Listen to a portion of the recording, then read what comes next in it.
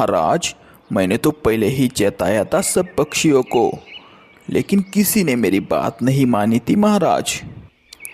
हाँ हाँ महाराज, गलती तो हमारी ही थी महाराज। हमने कालू की बात को मजाक में समझा था और उसी के ऊपर इल्ज़ाम लगाया था महाराज। अब ठीक है, अब गलती की चिंता मत करो। अब वक्त है उस चोर को पकड़ने का। मैं आज ही एक योजना बनाता हूँ।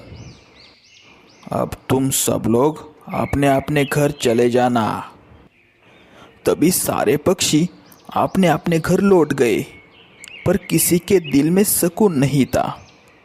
लाडो चिड़िया अपने बच्चे से बोली, बेटा, आज रात तुम घोंसले से बाहर मत निकलना, चोरी हो रही है जंगल में।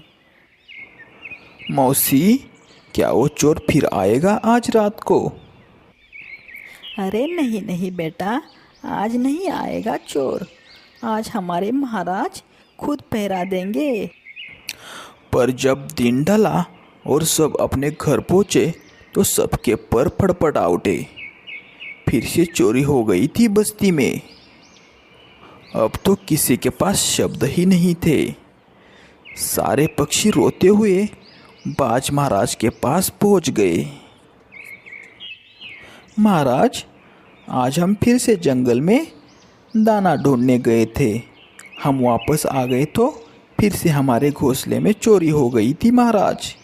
आप इस समस्या का कुछ तो निवारण करो महाराज। ऐसा क्या? अब और नहीं सह सकता मैं। मेरी प्रजा का इतना हाल। वो जो भी हो, आज की रात उस चोर का अंत निश्चित है मेरे हाथों से। आज रात तुम सब अपने अपने घरों में सोने का नाटक करना। मैं खुद जंगल में पहरा दूंगा।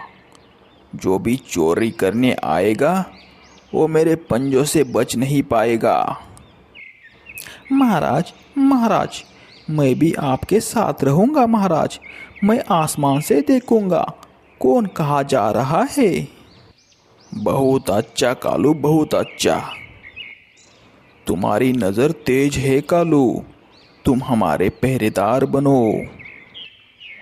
महाराज, मैं पेड़ के नीचे डाल पर बैठूंगी, ताकि अगर कोई नीचे से गुजरे तो मैं देख लूँ। तभी लाडो चिड़िया बोली, महाराज, मैं और बल्लू अपने घोंसले में सोने का नाटक करेंगे। महाराज, और मैं दूर पेड़ पर छिपकर आवाज दूंगा, पकड़ो पकड़ो अगर कोई आए तो महाराज। वहाँ रे वहाँ मेरे वीर पंछियों, आज हम सब मिलकर अपने जंगल की शांति लौटाएंगे। तुम सब मेरे साथ हो। फिर शाम हो गई। धीरे धीरे रात उतर आई। चांदने में पेड़ सफ़ेद से लग रहे थे। सारे पक्षी अपने अपने घरों में घुस गए थे और राजा बाजराज अपनी तेज आंखों से जंगल को देख रहे थे। ऊंचाई पर कालू कौवा सतर्क बैठा था। अब देखता हूँ वो चालाक चोर कौन है। नीचे मीनू मौसी ने अपनी गर्दन फैलाई और बोली, अरे कालू बेटा, कुछ हलचल हुई क्या? कुछ दिख रहा है क्या तुम्हें? अभी तो नहीं मौसी, सब कुछ तो शांत ही लग रहा है जंगल में। उतने में थोड़ी ही देर बाद झाड़ियों में से सरसराहट हुई। किसी के पंखों की आवाज आई। कालो ने धीरे से मीनू मौसी को आवाज लगाई, अरे मौसी, कोई आ रहा है धीरे धीरे से। तभी पेड़ों की छांव में एक छाया दिखाई दी। वो कोई छोटा पक्षी नहीं था, वो खुद महाराज बाज थे। कारू हैरान हो गया और बोला, महाराज, ये तो खुद चोरी करने जा रहे हैं। कालू कौवा नीचे उड़कर आया और देखने लगा। राजा बाजराज धीरे धीरे कबूतर के घर के पास पहुंच गए थे और वो चारों ओर देखते हुए उसके घर के अंदर झांकने लगे थे। तभी कबूतर अपने घर में सोने का नाटक कर रहा था। उसने धीरे से बोला, अरे कौन है भाई? श्श, मैं बस देख रहा हूँ, कोई चोर तो नहीं। यह बात सुनकर कबूतर चुप रहा, पर तभी कालू ने देखा। चील महाराज ने कबूतर के घर से एक दाना उठाया और अपने पंखों के नीचे रख लिया। हे भगवान, तो चोर तो हमारे अपने राजा ही है। यह सब नज़ारा देखकर कालू की आंखें फटी की फटी रह गई। वो जल्द से उड़कर मीनू मौसी के पास गया। अरे मौसी, मौसी बड़ी मुसीबत है। चोरी कोई और नहीं, हमारे अपने महाराज कर रहे हैं मौसी। क्या क्या कह रहा है बेटा? ऐसा मत बोलो, महाराज अपने इतने दयालु जो है। अरे मौसी, मैंने अपनी आंखों से देखा है, उन्होंने कबूतर का दाना उठाया। अगर ये सच है तो हमें बाकी पक्षियों को बताना होगा, लेकिन सबूत भी तो चाहिए कालू। ठीक है मौसी, आज की रात ही मैं सबके सामने पकड़ूंगा उन्हें। फिर थोड़ी ही देर बाद राजा बाज फिर से धीरे धीरे उड़कर लाड़ो चिड़िया के घर की तरफ बढ़े।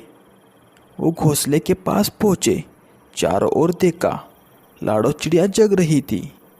उन्होंने लाड़ो चिड़िया को चुप कर दिया और धीरे से कहा, बस थोड़ा सा दाना चाहिए था, एक चुटकी भर। मेरे शरीर में जान नहीं है, मुझे थोड़ा सा दाना दे दो। और राजा बाज ने लाड़ो के घर से कुछ दाने उठा लिए।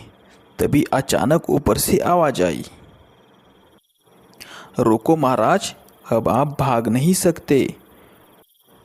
इस शोर से पूरा जंगल गूंज उठा। सारे पक्षी एक साथ निकल आए। कबूतर, लाड़ो, तोता, बल्लू, मीनू मौसी सब एक साथ मिलकर राजा बाज के पास पहुंच गए। अरे ये क्या? चोर तो हमारे अपने राजा ही है। महाराज, आपने ऐसा क्यों किया? तभी बाज महाराज चुप रहे, उनकी आंखें झुकी हुई थी।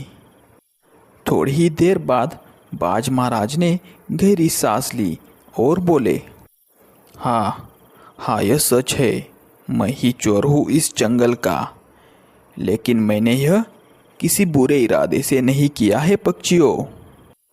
महाराज की ऐसी बात सुनकर सारे पक्षी हैरान हो गए। अरे महाराज, आपने फिर ऐसा क्यों किया? पक्षियों, मेरी तबीयत बहुत खराब थी। बच्चों, मैं उड़ नहीं पा रहा था। मुझे भूख लगी थी, पर खुद शिकार करने नहीं जा सकता था।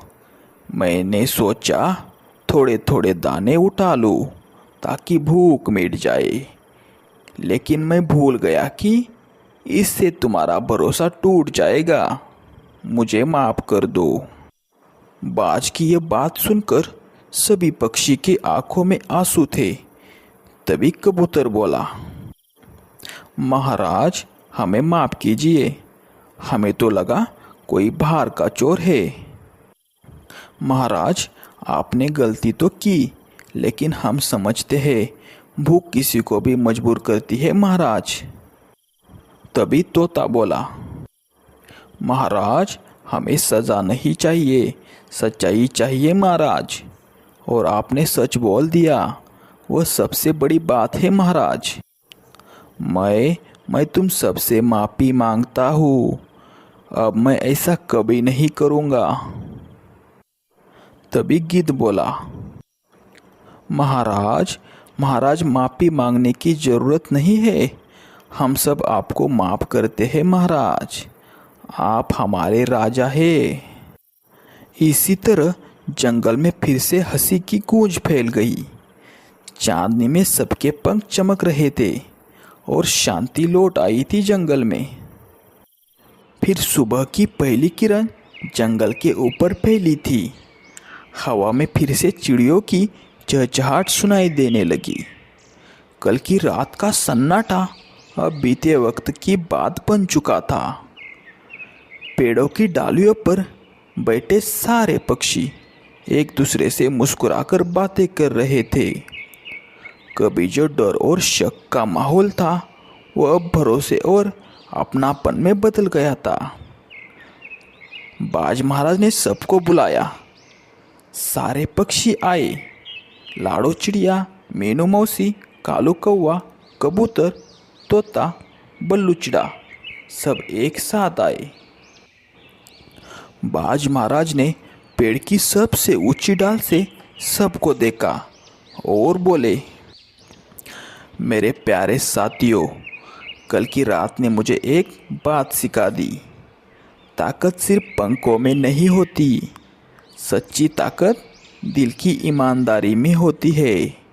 हाँ, मैंने गलती की और तुम सबने मुझे माफ़ करके मेरा दिल जीत लिया है।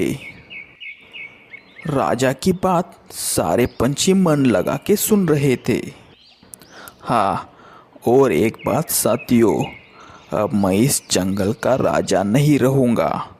अब इस जंगल की रक्षा सब मिलकर करेंगे। कोई एक राजा नहीं होगा, सब बराबर होंगे हमारे जंगल में। नहीं महाराज, आप राजा रहिए, लेकिन अब हम सब आपके साथी होंगे महाराज। तभी कबूतर बोला, हाँ महाराज, अकेले नहीं रहेंगे अब हम सब साथ में रहेंगे और साथ में काम करेंगे महाराज। हाँ महाराज, और जब भी किसी को परेशानी होगी सब मिलकर मदद करेंगे महाराज। अब कोई भी अकेला नहीं रहेगा। तो ठीक है साथियों, आज से ये जंगल पंख नगर कहलाएगा, जहाँ सबके पंख बराबर है।